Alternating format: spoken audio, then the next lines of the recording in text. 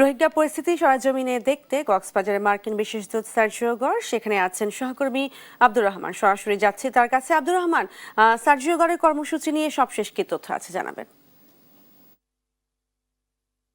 যেমনটি জানাচ্ছেন শাসনা, আসলে সকাল 11:45-এর পর থেকে কিন্তু কর্মব্যস্ত সময় পাস করছে সার্জিও গোর।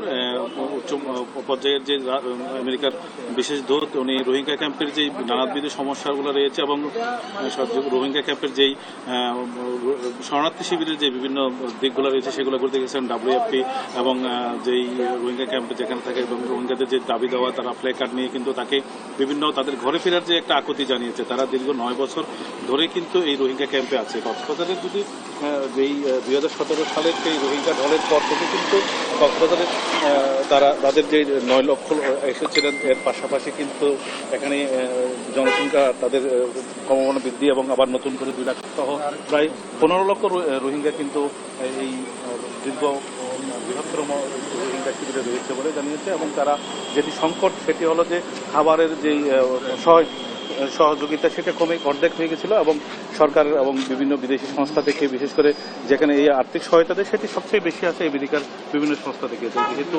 আমেরিকার বিশেষ দূত এসেছেন, রোহিঙ্গা প্রত্যাবর্তন এবং যেই খাদ্যের যেই ঘাটতি রয়েছে এবং যে পরিমাণ তাদের পাওয়ার কথা সেটা যে সংকট রয়েছে সেটা হয়তো কিছুটা হলো মোকাবেলা, এবং তারা আবার তাদের দেশে ফেরার যে আকুতিটি রয়েছে এবং তারা সবসময় যে দাবিটি করে তারা তাদের দেশে পুনরায় ফিরে যেতে চায়। এই উচ্চ পর্যায়ে যে প্রতিনিধি দল রয়েছে তাদের মাধ্যমে হয়তো তারা আশা দেখতেছে তারা আবার তাদের দেশে ফিরে যেতে পারবে। এবং আরেকটা বিষয় যে কক্সবাজারে সকাল থেকে কিন্তু রোহিঙ্গা ক্যাম্প সহ বিভিন্ন পরিদর্শন সে বিকালে আবার সার্জিও গড় ফিরে যাবেন এবং ঢাকার উদ্দেশ্যে হয়তো ব্রিফিং করবেন সরকারের উচ্চ পর্যায় মহলে।